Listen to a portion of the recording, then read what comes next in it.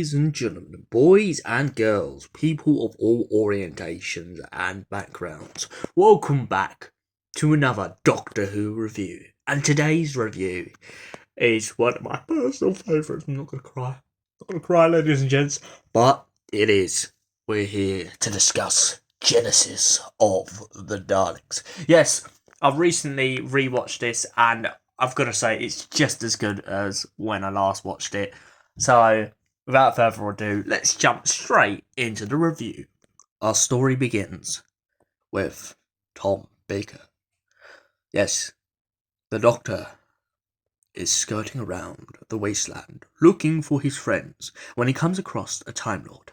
The Time Lord tells him that the creation of the Daleks must be averted, that they will become a force for evil in the future, one that many civilizations will be lost to. And so, the Doctor must find a solution. He must avert the creation of the Daleks before they evolve even further into terrible creatures of hatred. And so, he rejoins his friends and attempts to carry out his task given to him by the Time Lords. And when he rejoins his friends, they get towards a bunker. But when they approach the bunker, they are jumped by a gas attack. Sarah is knocked out cold, and Harry and the Doctor are both taken in for questioning, as they are the only survivors when the Khalid soldiers open fire. When they get inside, the Doctor finds himself being questioned very roughly, and then taken off to the dome and bunker. The Doctor then decides to try and make an attempt of an escape when he gets to the other end of the escalator. And it backfires gratefully when they get into the wasteland, as the two find themselves cornered by a bunch of Khalid soldiers. Meanwhile, out in the wasteland, Sarah is trudging through what seems to be an endless wilderness until she finds herself face to face with Mutos and witnessing Davros's creation of the Daleks at first hand. As the story progresses, we find out that Davros has not named the Daleks yet, but has labelled them the Mark III travel machines. And so his fellow scientists are astonished by the creation of these moving mechanical machines, saying to the Doctor that they will be able to evolve and go forward. But one scientist is very skeptical, especially as he already knows the extent of Davros's experiments. And soon, Davros's motives becomes very obvious when he sets one of the Daleks to exterminate the Doctor. This convinces the scientist that he needs to help the Doctor get out of the city and tell their higher-ups what's going on. But when the Doctor reaches the higher-ups, it's too late. You can't do anything about the Daleks being used by Davros, and so he attempts to rescue his friends from the Thal city. When him and Harry arrive, Sarah is being kept hostage below the rocket, waiting for its liftoff. And so the Doctor frees her and sends her and Harry back to the dome, which the Thal rocket is being aimed directly at. At first, the Thals can't penetrate the shell of the dome because Davros has made it impenetrable. But then Davros gives up the secret of the dome and lets the Thal rocket blow it to pieces. The Doctor, watching on the monitor as he gets captured by the Thals, finds himself conflicted about what he's just witnessed, especially after he just tried to send his friends to the Khaled Dome. Sooner or later, we find out that Davros never intended to just let the Thals win, but used this as a ploy so that he could send his Daleks in to exterminate them all. At one point in the story, Davros captures the Doctor and his friends, in order to find out what the Doctor knows about his creation. The Doctor points out that he doesn't, in fact, know that the Mark III travel machine will go on to become the Dalek, the most ruthless creature in all creation. And so Davros attempts to get information out of him about the future of his creation, and especially on the premise of whether they succeed or not. The Doctor points out that the Daleks don't always succeed, and that they do have many flaws. "Tell me," says Davros to the Doctor, "tell me, why do my Daleks fail? I must know."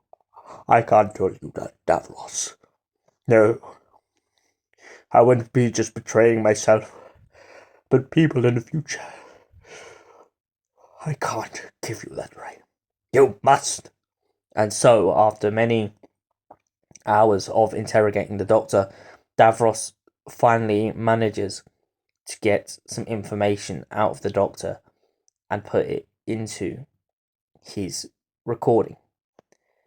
As the story progresses, we soon learn that Davros is absolutely mad for power. He doesn't just want to destroy the Thals, but he also wants to mutate his own people for his own purposes, use their tissue, their bodies, their organs for his own malicious intent. And so, as the story progresses, the Doctor asks Davros one simple question. If you produced a virus, something that would kill all life instantly, would you do it, Davros? Would you let a thing like that be commissioned?" And so Davros responds, Yes, I think I would. To hold in my hand a capsule of such power, it would put me above the gods." And at this point, the Doctor finally realizes what Davros is, how crazy and driven he is to his own cause and ends. He doesn't believe in the sustainability of life, but in the destruction of everything.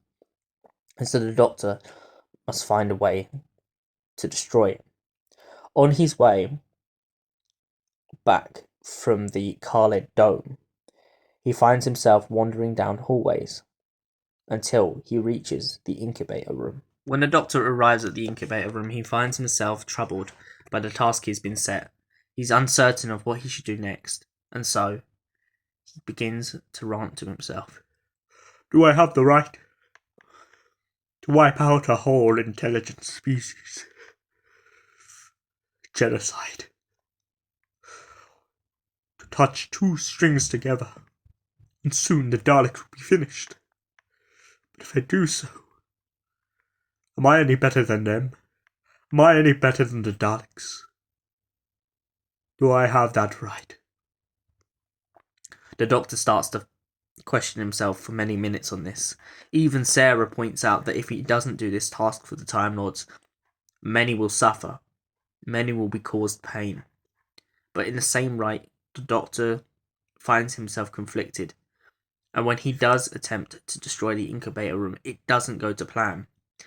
As his friends head outside, he finds himself stuck between a Dalek and a door.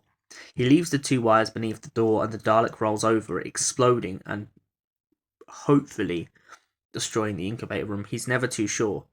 And as he points out to his two friends about whether they failed or not on the mission, he says it's irrelevant. Our future is with the stars. And if we did not succeed, then people will come together to fight the Daleks. It's all a matter of time. The Daleks are entombed in the bunker, and so Davros begins to carry out his next stage of his plan, but soon is foiled when the Dalek leader begins to turn against him. The Dalek leader states that they have already started incubation on the Dalek units, and that many will be built in order to host the creatures in the incubator room. Who made this order? I did not, says Davros. I made you. You are nothing without me. And so the Dalek leader points out that they don't feel any need for him, as they were never programmed for pity or mercy, and so they will become the dominant species in the universe and beyond. No. No! And the Daleks exterminate all the scientists. Those men did nothing to you. Why are you doing this? Says Davros to the commander. And so the Dalek makes a very trying speech to the camera that they are entombed, but they will return, and that their vengeance is not over after exterminating Davros and leaving him paralysed between life and death in his life support unit. So, Genesis of the Daleks. What do I give it? Well, ladies and gents, although it is one of my very favourite stories, I'm going to have to give it a 9 out of 10. Personally, because I feel like there's a couple scenes which are extended. This could honestly be a film within its own right, Genesis of the Daleks. It is so brilliantly encapsulating and gives a modern and past audience an idea of how the Daleks came to be.